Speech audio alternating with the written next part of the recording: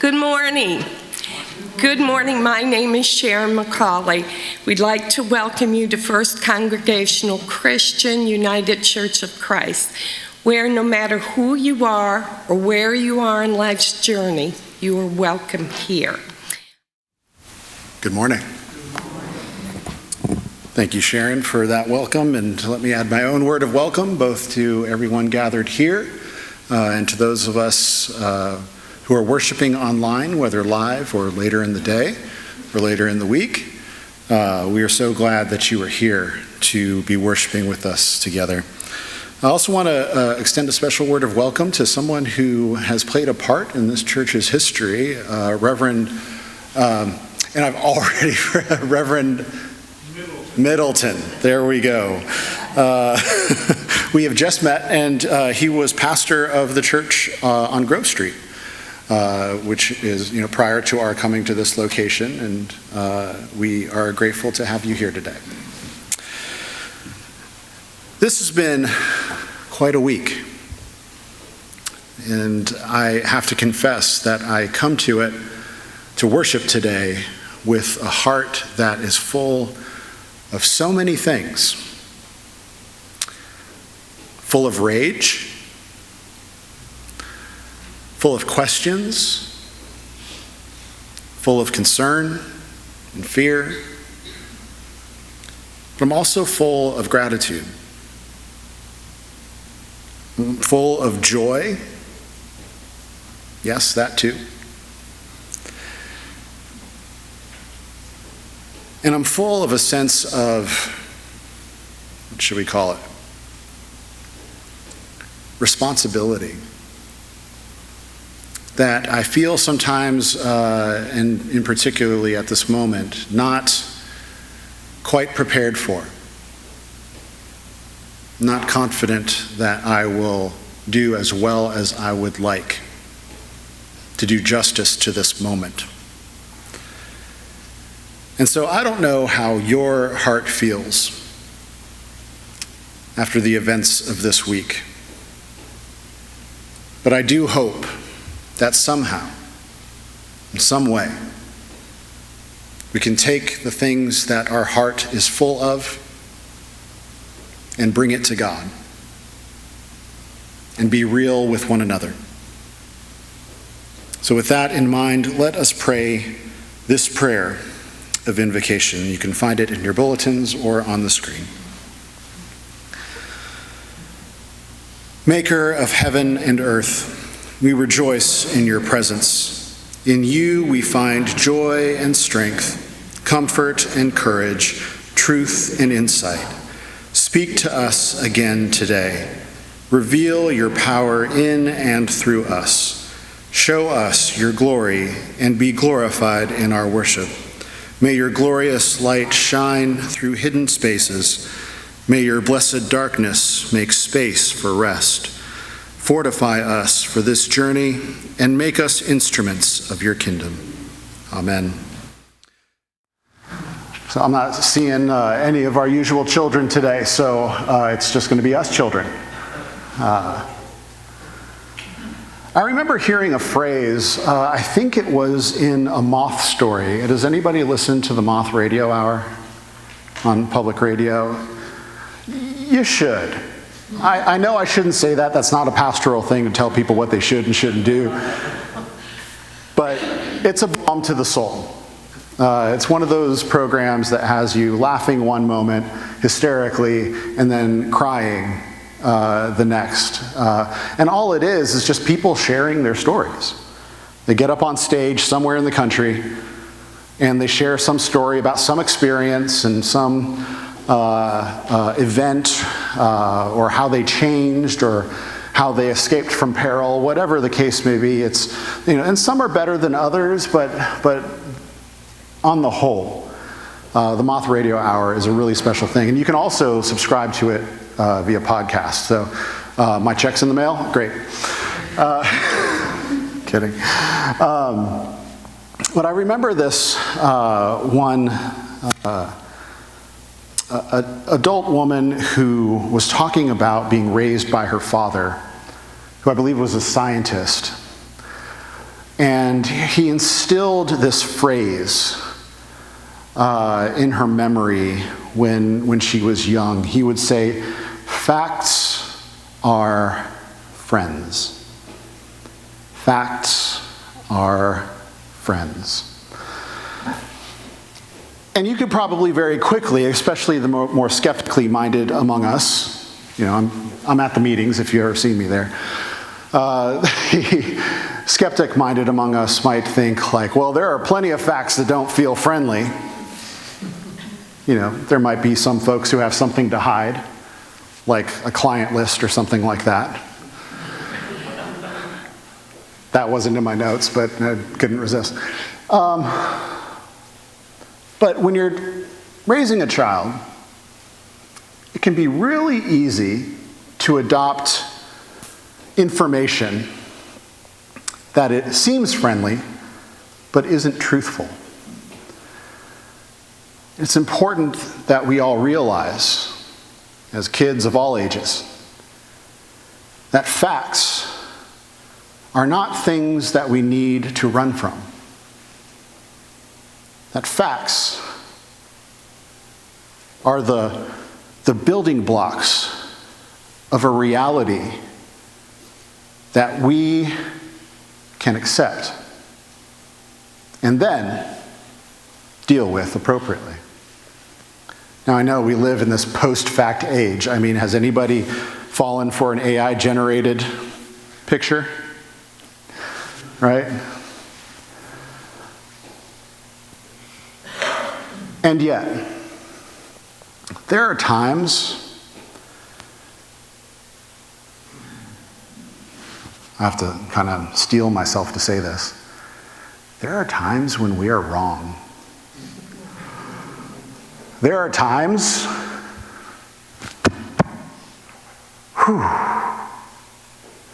when I am wrong. It actually wasn't that hard to say, but I was trying to make a point. And it is a grace, a gift, when someone that we trust and love and admire points that out. The Hebrew Bible, has a way of putting this. Faithful are the wounds of a friend.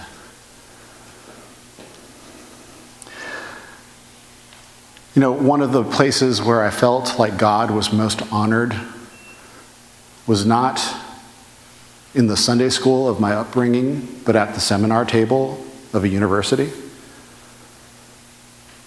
Why?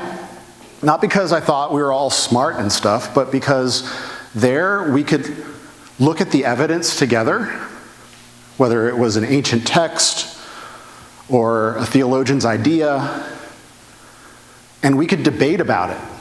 We could share what we thought about it, and we would eviscerate each other. And then we'd leave that room and go have a beer together. Like, we could debate the evidence and talk about it in a way that was respectful, that was authentic. Oh, and we got pretty authentic.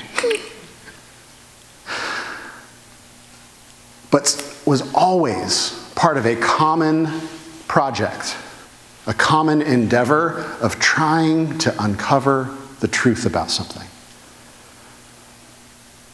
And I hope, whether you're one of our little ones who is pointed out by a friend that, I don't think you're right on that, or a big one who's pointed out by a significant other, or maybe even a jerk. I don't think you're right on that, buddy. I hope that we can be a kind of people that respect and acknowledge when and how facts are friends. I want to talk today about the fool and the found and the finder. Let's start with the fool. I grew up in an expression of Christianity that really loved to point out the foolishness of atheists. If you've ever seen the movie God Is Not Dead, I'm not recommending that. But it's this evangelical fantasy of a student who is full of faith and a philosophy professor who is an atheist and wants to eat freshmen's beliefs for lunch. Of course, the atheist does not win in that movie.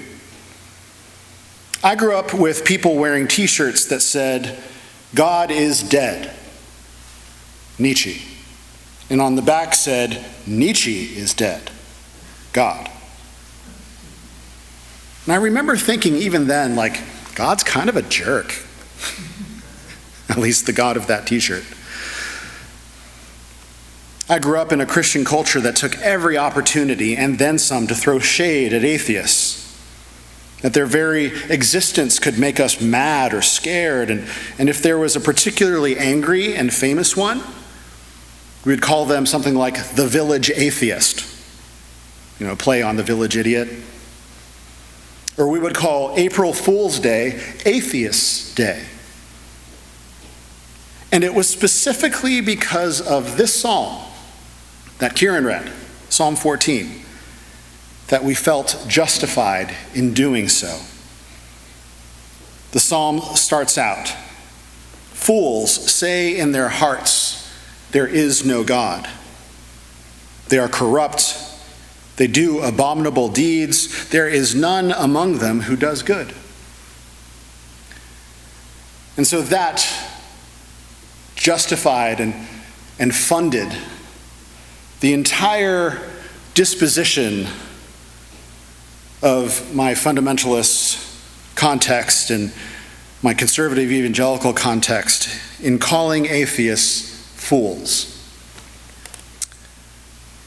We didn't really read the rest of the psalm.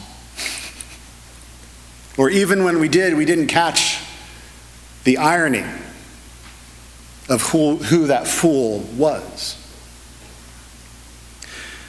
You see, the fool isn't someone who intellectually believes that there is no God. It's easy in our modern post-Enlightenment context to conclude that, but that's not what's going on if we're really paying attention to who is called foolish here. We read later in this psalm, "Have they no knowledge, all these evildoers, they who eat my people up as one eats bread, and who do not call upon the Lord?"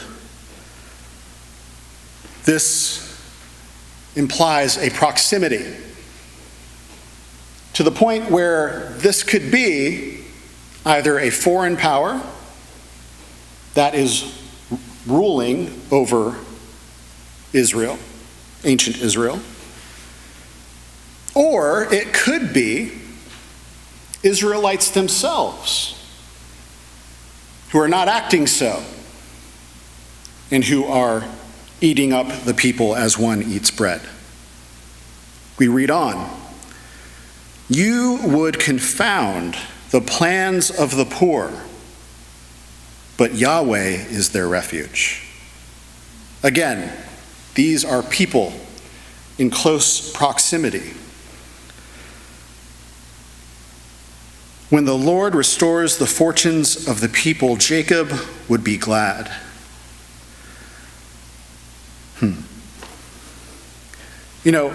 The clues that we see here don't speak of some philosophy professor, but they speak of people who are living in proximity or people who are of themselves part of Israel. Just not the righteous part, just not the poor part. And so this psalm of David, attributed to David, leads us to believe that either these are people who are with the people that they oppress, the people of God, let's put it that way. Or they are among the people of God ethnically, but they are not acting like it. All this to say, it's not so much someone who says there is no God in some rational, intellectual sense, but that there is no God to do anything about what I am doing to the oppressed as an oppressor. In fact, the Hebrew just says, fools say in their hearts, no God. And scholars debate what precisely that means. No God. Perhaps it means, hey God, no. No, I'm not going to be just with these people, mine or otherwise. No, I'm not going to equitably distribute resources. No, I am not going to treat the poor accordingly. No, I am not on their side. No, I will have my riches. No, I will have my power. No, if you see what I am doing, I know you're not going to do anything about it.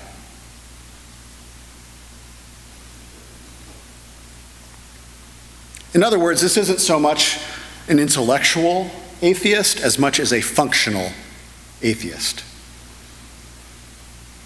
It's not so much that they don't believe in a God, but they don't believe in a God who's going to do anything about it.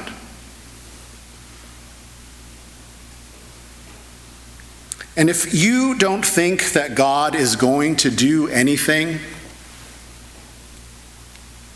about the oppression and injustice of God's creation, maybe you might think again. Maybe you would realize that that is a foolish endeavor. Maybe you say, Daniel, the wicked prosper, the righteous suffer. What about that? If you believe that God is a God of justice, then it might be incumbent on us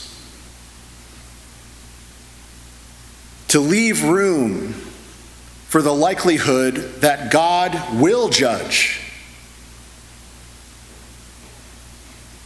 in some just way. That the billionaires of this world, that the ones who dictate genocide, the ones who sow division and hatred and prejudice, that in some way justice will be done. If not in this life, then perhaps the next. Otherwise, God is not just.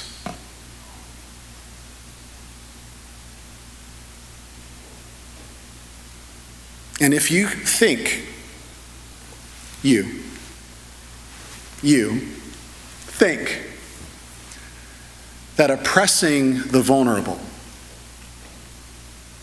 that living a whole life with a me-first attitude, that is a selfish, not self-care, but selfish attitude.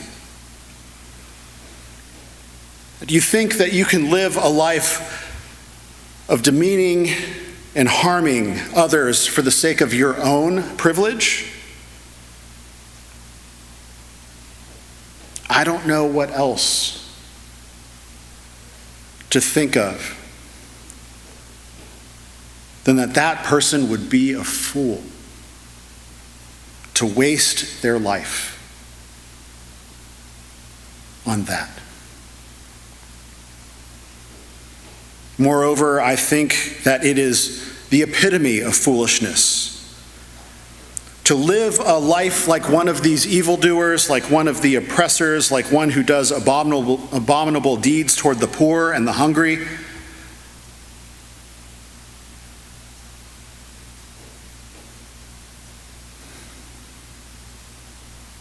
and actually believe that they're doing God's work.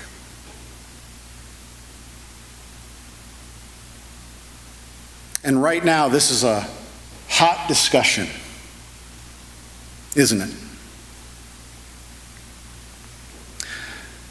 Charlie Kirk did not deserve a bullet. No one does. Though the harm that he has done with his rhetoric is incalculable.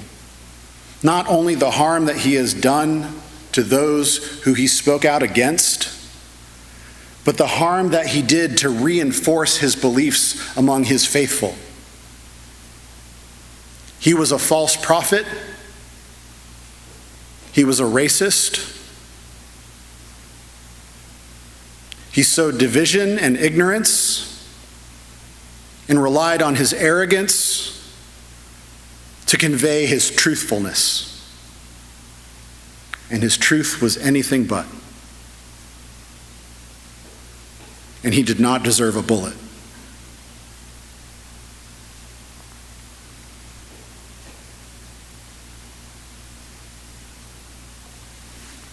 He was the biblical example of a fool who wasted his life. With what he said about black people, about queer folk, what he said about Jews, even though being a supporter of Zionism, what he said about people of different religions, what he said about women and women of color. His life speaks for itself, and a bullet does not make him a hero. He was a fool.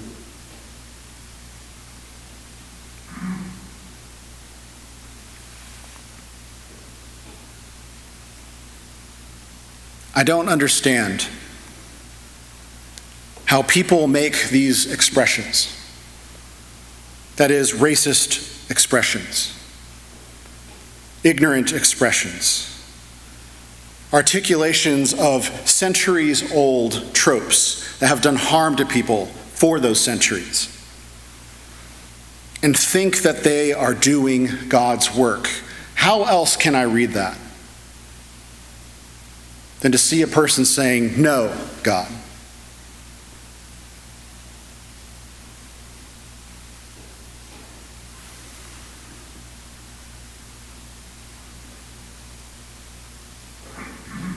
I'm greatly troubled by his death, by his murder. Not only because of the perversity of taking another human life, but also the complete mess that has been made of turning a fool into a hero and a martyr. That's why political violence doesn't work. It's a fool's bargain. You kill somebody you don't agree with, guess what kind of platform you just gave them? And that's aside from destroying the image of God.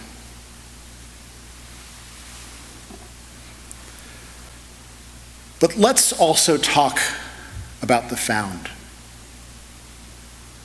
We've talked enough about fool. You know, in the passage in Luke, we find the scribes and the Pharisees, again, not very good representatives of their own faith, calling Jesus out. This one, look at him. He welcomes sinners and tax collectors. He even eats with them. This is a problem in their frame of religious understanding, of social understanding, of moral understanding. Association somehow makes Jesus an accomplice to their deeds, which we know is not the case. And then Jesus comes up with 3 stories as an answer. We only read 2 of them. 3 stories. A shepherd who loses a sheep, a woman who's lost a coin, and a parent who has lost a child. We know him as the prodigal son. All 3 of these stories have the same basic point, though expanding in different directions with some of the details. When you find something that's lost, whether it is your livestock, a precious coin, scholars debate about how significant that coin was, like it had more significance than like the penny in your pocket. And how you would rejoice if a child who has gone missing is found again. Remember, the elder brother doesn't rejoice. Nor does the fatted calf, for that matter, but that's... All 3 stories about rejoicing when what is lost is found again. And in this case, it is those sinners, or people deemed sinners, and some sinners in fact. And those tax collectors, those turncoats, those folks who are colluding with Rome in the oppression of Palestinian Jews of the first century.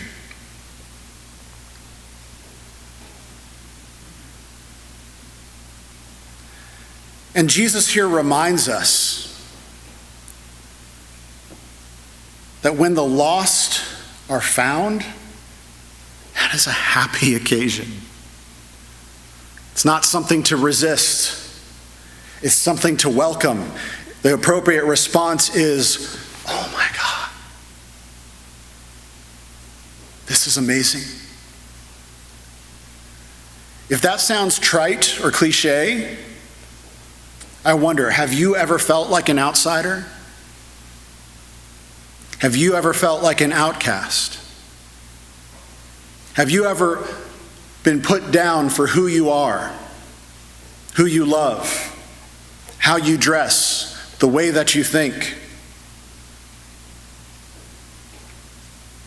And then suddenly found belonging and acceptance? That's what Jesus is talking about. And maybe you might be thinking, well, Daniel, you don't sound very accepting of Charlie Kirk. No. But if he was here on the first Sunday of the month, guess who I'd be serving communion to?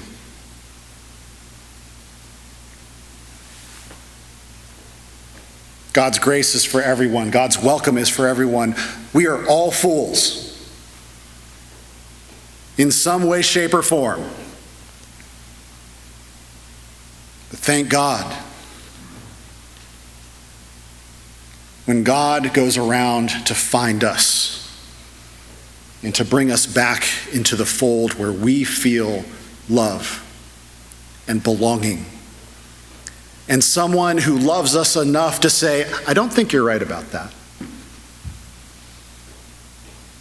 Or even to say, you're a fool. Get your act together. In the name of God's loving and belonging and acceptance. I do believe that to be tolerant, you have to be intolerant of intolerance. It's true. All are welcome in this church, right? Didn't we sing that last week? Don't we sing that often? All are welcome. Don't we say that often? And we try to embody that. But there is a sticker on the door that says no firearms allowed. It's consistent. And I'll die on that hill. It's consistent. Don't bring a weapon into a place where we are trying to embody all are welcome. If someone comes in here and starts harassing, let's just say like harassing some of our queer folks, they will not be welcome here. I will ask them to leave. And I will say, you are welcome here, when you can embody that welcome. You can even bring your bad opinions. You can bring your misinformation. You can bring the structures and systems that fight against God's diversity. But you start to use that in harm against our people, we're going to have to ask you to leave. To me, that is an embodiment of all are welcome. Come back when you can play nice, even with your horrible opinions. Charlie Kirk would be welcome in this congregation. But if he says any of the things to people of color in this congregation, to queer folk in this, or to even straight white people, cisgendered white people, that are doing harm to other people here, I would ask him to leave. Because it is consistent in the name of tolerance, in the name of welcome, in the name of hospitality and belonging, to preserve the safety and belonging that is under threat. And if you don't understand that, you can buy me a beer and I'll explain it all to you. I'm just kidding. I'm not kidding.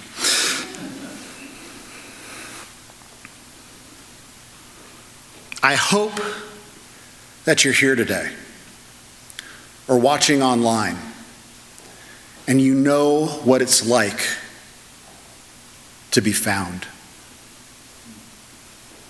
To be found by God, that hound of heaven, according to Francis Thompson and G.K. Chesterton. The God who will not let you go. The God who will not give you up. Despite your doubts, despite the betrayal that you've received from the hands of fools, many of them claiming to be Christian, I hope you know what it's like to be found. And I don't just hope that you know what it's like to be found by God, but in addition to that, I hope that you know what it's like to be found by the people of God. That the people who have rejected you, be it family, friends, or the community of faith, that you have found a home here, or that you found a home in a bar where people accept you for who you are, or a dance club, but I hope especially here. Or somewhere that sees you for who you actually are, embraces you for who you actually are.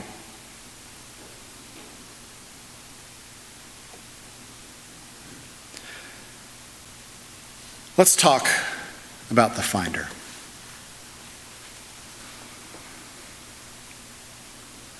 I think Jesus embodies that welcome, unwelcome pretty well. Because he takes the vulnerable, the outcasts, the sinners in reality or perception, and he draws them close while casting a challenge to the religious, to the marginalizing, to the religiously oppressive. Notice, Jesus eats with the Pharisees too. He does. Especially in Luke. He's not afraid to be close to the ones who are saying terrible things, who are acting like fools.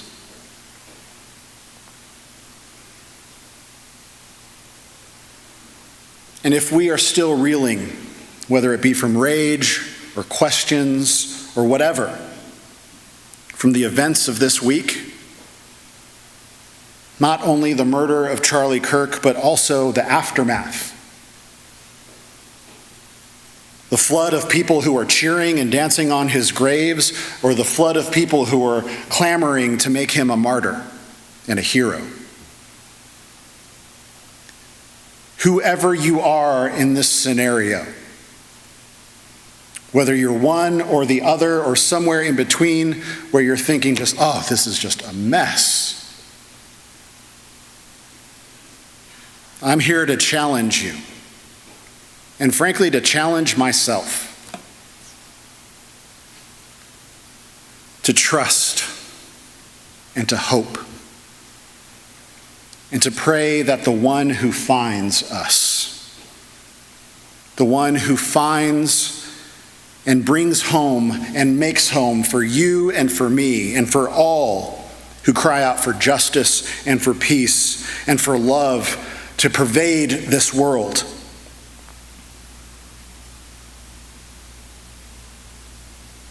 I hope that we can put our trust in this finder, this searcher, this hound of heaven, the spirit that blows where it will, the one who will not let us go, the one who longs for your hearts and for my heart and for the hearts of those who spout the ridiculousness, even the likes of Charlie Kirk.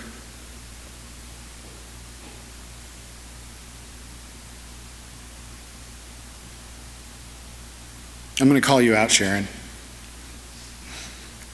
Sharon shared today about how she prays for President Trump, that he'll change.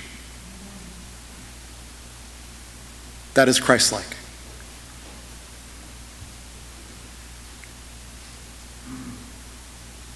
To not give up hope, even when he has one foot in the grave and another foot on a banana peel. That somehow, in some way, his heart might change enough to at least mitigate some of the harm that he's doing. That his eyes might open just a little bit wider to perceive the pain that he is causing with his policies and the death that is being done all around the world because of the aid that we are withholding, even destroying.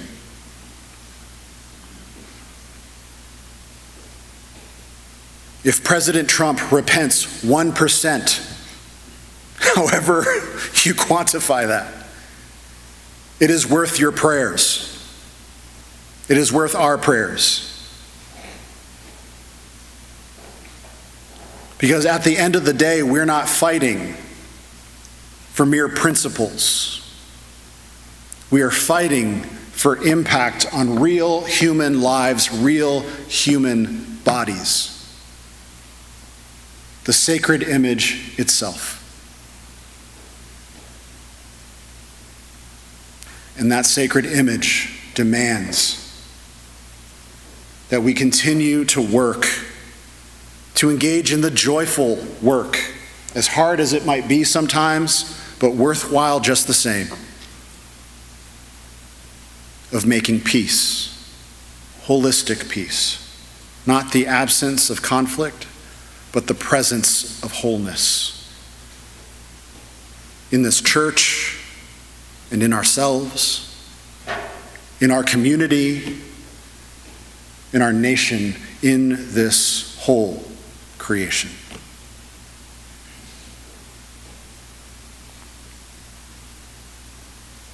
That's the big mystery. We are all fool and found and finder. We are perpetrators. We are rescued victims. And we are the hands and feet of God in this world. We are joined to see ourselves in all three of these characters.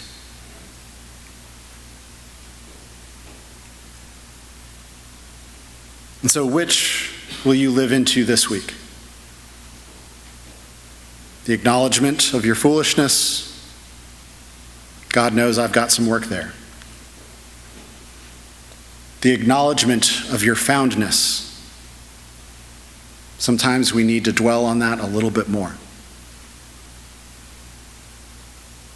The grace of the finder and the fact that we ourselves can be part of that finding. I will not calculate that here. God knows it's been long enough. I mean, by the sermon. I've gone long. I don't know if you noticed. But listen to the Spirit. Let God's wind blow where it will. And sail on that wind so far as it will mean grace to you and grace for the world. Amen. I believe that God is faithful. So receive this benediction. May we go forth as light in this world. May we go forth knowing that facts are friends, that foolishness is inevitable, but that so is God's finding grace. May we go forth as part of that grace, as those who have received and those who give. May we go forth as children of the living God, making this creation more like heaven above. Amen.